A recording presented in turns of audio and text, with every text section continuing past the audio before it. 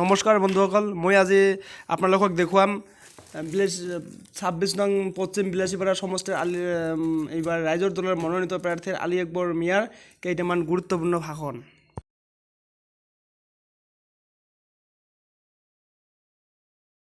Sir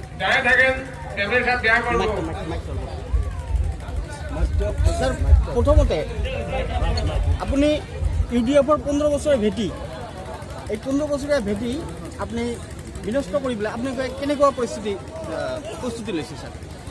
মই বিনষ্ট কৰাৰ মালিক নহয়।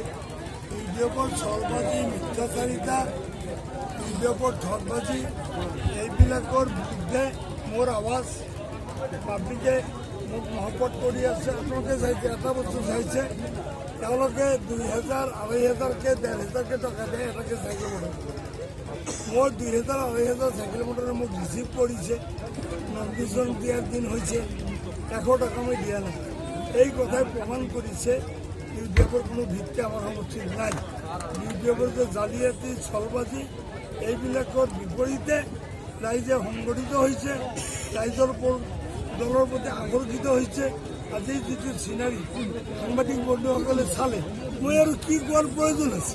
স্যাৰ নিৰ্বাচনত আপনি ৰাইজে নিৰ্বাচন কৰিলে আপনার প্রথম পদক্ষেপ কি হ'ব স্যার? চাওক, সমষ্টিত বহুত কাম আছে, নদীভংগ আছে, দুখীয়া মানুহ আছে, হাজাৰটা প্ৰব্লেম আছে। সেইবিলাক মই চেলেঞ্জ দিছোঁ। ইউডিএফে 15 বছৰত যি কৰিছে সমান সমান যদি মই 3 বছৰত কৰি দেখাব নোৱাৰোঁ, মই এমএলএ নাথাকোঁ। কিন্তু সমস্যাৰ ভিতৰত মোৰ ক্ষেত্ৰত দেই, বেলেগে কি ভাবে এইটো মেনি মেন মেনি মাইণ্ড।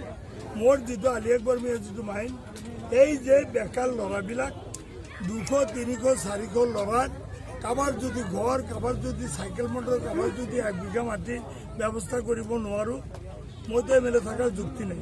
মোৰ 1 নম্বৰ মিছন এই বেকাৰ ল'ৰাবিলাকৰ মুখত ভাত দিয়া। এইটোৱে মোৰ মেছেজ, এইটোৱে মোৰ মেছেজ। তেওঁলোকে 15 বছৰত যিটো কৰিছে, মই কোনো নাম ধৰি ক'ব নাযাওঁ। 15 বছৰত তেওঁলোকে যি কৰিছে, মই 3 বছৰত সেইখিনি যদি সমান কৰি দিব নোৱাৰোঁ, মই এমএলএ নাথাকোঁ। এই মুহূৰ্তত আপনাৰ মূল প্ৰতিদ্বন্দ্বী বলে আপনি কাক ভাবে? প্ৰতিদ্বন্দ্বী কোনে হ'ব বুলি মই নাভাবোঁ। আল্টিমেটলি যিটো ধাৰা চাইছোঁ বিভিন্ন ঠাইত, কণ্টেষ্টত দুটাই ইউডিএফে আহিব, কিন্তু বহুত দূৰত থাকিব। Thank you sir.